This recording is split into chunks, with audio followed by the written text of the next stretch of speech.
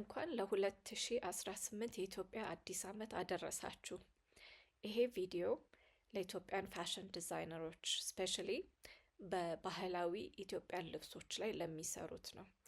በየዓመቱ አዲስ ዓመት ሲመጣ እየዞርኩኝ ገበያ አያለሁ እና ብዙውን ጊዜ በባህላዊ ልብስ ላይ ካያችሁ የአደይ አበባ የአዲስ ዓመት መምጫ ማሳያ አንዱ ስለሆነ የእሱን አበባና ቢጫነት ተወስዶ አበባና ቢጫ ቀለሙ ልብስ ላይ በየሱቆች ላይ ፀጉር ላይ ሁሉም አደይ አበባ ተለጣጥፏል። ግን የእውነት ተጨማሪ አድርገን ብናይ ማለት ነው በየዓመቱ በአዲስ ዓመት አይዲያ ሀሳብ ላይ ብለን እየቀያየርን ዲዛይን እያስፋፋን እያደግን መሄድ እንችላለን። ስለዚህ አሁን የእሱን ሀሳብ እንዴት ማቀናበር እንደምንችል ለማሳየት ነው ይሄንን ቪዲዮ የሰራውላችሁ ማለት ነው። ብዙውን ጊዜ እንዳልኳችሁ በፊት ከአደይ አበባ አበባውንና ቢጫ ቀለሙን ነው የሚወሰደው። ግን በደንብ አድርጋችሁ ካያችሁት አደይ አበባ በጣም ብዙ የሚሰጠው የራሱ ስጦታ አለው። እዚህ ጋር ስታዩ ኦሬንጅ ዲዛይን አለው። አበባው ደግሞ 8 ቦታ ነው አይደለም የሚከፋፈለው።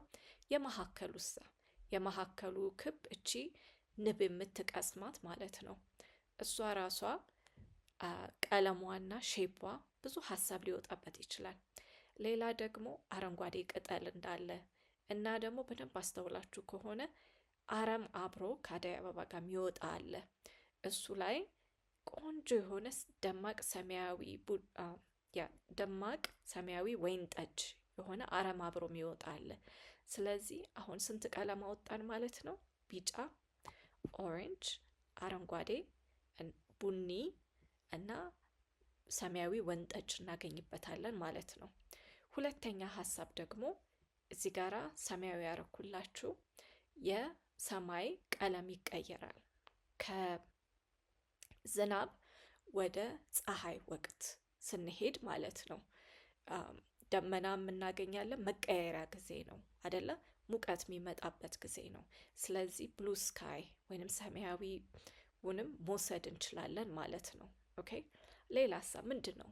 በመንገድ ስትሄዱ አስተውላችሁ ከሆነ እርግጠኛ ነኝ በመንገድ ላይ አንዱ አመት በዓል ሲመጣ የሚያሳብደው ነገር ካለ ከተማ ውስጥ በጎች እና በሬዎች ሲገቡ መንገድ ላይ እግረኛ ከሆነ እየሮጠ ይጠፋል፣ ወደ ላይ የሚሮጥ በሬ ሲያይ ማለት ነው። ባለመኪና ከሆነ እግዚአብሔር ሆይ መኪናዬ ላይ እንዳይወጡብኝ እያለ ይከተላቸዋል ቀስ ብሎ እስከሚያልፋቸው ድረስ ማለት ነው። ታዲያ በእነሱሳ እነሱም እኮ ለአዲስ ዓመት ብቻ ሳይሆን የአዲስ ዓመት ጊዜም ሀሳብ የዲዛይን ምንጭ ሊሆኑ ይችላሉ። በሬውን አስተውሉት እስቲ። አንደኛ የጥላ ቅርጹ ኦር ሲሎዌቱ ይባላል፣ ሼፑ ማለት ነው። የበሬው ሼፕ አንድ ሀሳብ ይሆናል። ሁለተኛ የበሬው ቀለምን እስቲ እዩት። ይሄኛው ነጣ ያለ ነው። ይሄኛው እዚህ ጋራ ደመቅ ያለ ቡኒ ያለው፣ ፈካ ያለ ቡኒ ያለው። ስለዚህ ከዚህ ኦልሬዲ ቀለሞች ብዙ መውሰድ እንችላለን፣ ሼፑን መውሰድ እንችላለን። አይኑን፣ ጆሮውን፣ ቀንዱን፣ እግሩ፣ ይሄ ሁላ ለዲዛይን መጠቀም የሚቻሉ አይዲያዎች ናቸው። ሌላ ደግሞ በግ ዶሮ ገበያ ውስጥ ይመጣል አይደል? አሁን በሰፈር በየሄድኩበት ይሄ የፈረንጅ ዶሮ ነው። ቀይ ቆንጆ የኦሬንጅ ቀይ የተለያየ አይነት ቀለም አላቸው። እስቲ ላባቸውን አስቡት፣ የላባ ቀለሙን። እሱ ራሱ ስንትና ስንት የዲዛይን አይዲያ ይሰጣል መጠቀም የምንችልበት ማለት ነው። አባባሌ ግን ሂዱና በሬውን በጉንና ዶሮውን ስዕል ሄዳችሁ አበሻ ቀሚስ ጥበብ ላይ ለጥፉ እያልኩ አይደለም። የከለር የዲዛይን ሀሳብ ይሁናችሁ። በቀንዱ ብቻ መስራት ትችላላችሁ፣ በላባው ብቻ መስራት ትችላላችሁ። ብዙ ነገር ነው። ሊትራል ዲዛይን ማለት ሄዶ መለጠፍ ነው፣ ያየኸውን ስዕል መለጠፍ ነው። አብስትራክት የሆነ ነው የምንፈልገው። ሜቢ እግሩን ብቻ ወስደን የበጉን በሱ ላይ ብቻ ጥበቦች መስራት እንችላለን ማለት ነው። ይሄ ዲዛይን ለሚሰራ ሰው ኦር አርቲስት ለሆነ ምለው ይገባዋል። ሌላ ደግሞ ምንድነው ትልቁ የምናስታውሰው ከልጅነታችን ጀምሮ አዲስ ዓመት ሲባል ሴት ልጆች ከበሮ እየመቱ የሰፈር ልጆች አንድ ላይ ተሰባስበው ከቤት ከቤት እያንኳኩ እየዘፈኑ አበባ የሆሽ እያሉ እየዘፈኑ ገንዘብ የሚያገኙበት ነበር። እኛ ልጆች ሆነን ይሄ ሰዓት እስከሚመጣልን ድረስ ነበር የምንጠብቀው። ገንዘብ እንሰጥ ነበርና አልነግራችሁም የመቼ ጊዜ እንደነበረ፣ ግን 10 ብር በጣም ብዙ ከረሜላ ገዝቶልኛል። እና የልጆቹን እስቲ አስቡት። ዋዜማው ዘፈኑን፣ ከበሮውን፣ ድምፁን ብንወስደውና ወደ ዲዛይን ብንቀይረው፣ ለምሳሌ ከበሮ ግም ግም ግም ይላል። እሱን እንዴት አድርገን ወደ ዲዛይን ከድምፅ ወደ ስዕል እንዴት ልንቀይረው እንችላለን ብላ አስቡ። ሌላ ደግሞ ከበሮውን ራሱ ይዛችሁ ሄዳችሁ መቀየር ትችላላችሁ ወደ ዲዛይን። ይሄም የሀሳብ ምንጭ እንዴት እንደሚገኝ ለማሳየት ነው።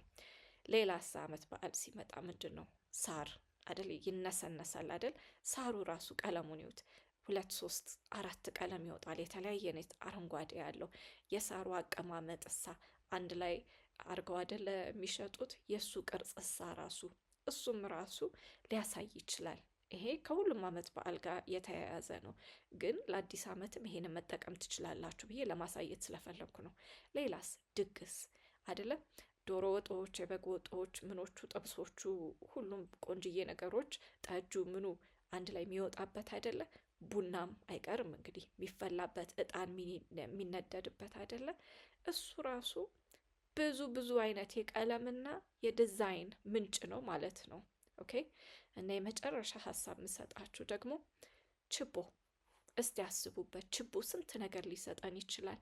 የችቦ እያንዳንዱ የታሰረው እንጨት የታሰረበት የተቋጠረበት ቦታ እሱ ራሱ ዲዛይን ያወጣዋል።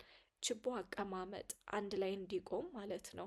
እንዴት አድርገው እንደሚያዘጋጁት እሱ ሌላ ዲዛይን ይወጣበታል። ሲቀጣጠል ደግሞ ከእሳቱ የሚወጣው ሼፑ፣ ቅርጹ፣ ቀለሙ እሱ ራሱ የዲዛይን አይዲያ 1000% ይሰጣችኋል ማለት ነው። ስለዚህ አዲስ ዓመትን በቢጫው ቀለም የአደይ አበባ በደንብ ቆንጆ ነው፣ እንጠቀም። ግን በየዓመቱ መቀያየር እና አዲስ ሀሳቦች ማውጣት እንችላለን። እንግዲህ በቀድሞ ላይ ያሳየቻችኋለሁ እንዴት የተለያዩ የኢትዮጵያን አዲስ ዓመት ፋሽን ሀሳቦች ማመንጨት እንደምንችል ከባህል ጋር ከተያያዙ ድርጊቶች ጋር አሳይቻችሁ ነበር። እንዴት ቀለም መወሰድ እንደሚችል፣ እንዴት ቅርጽ መወጣት እንደሚችል።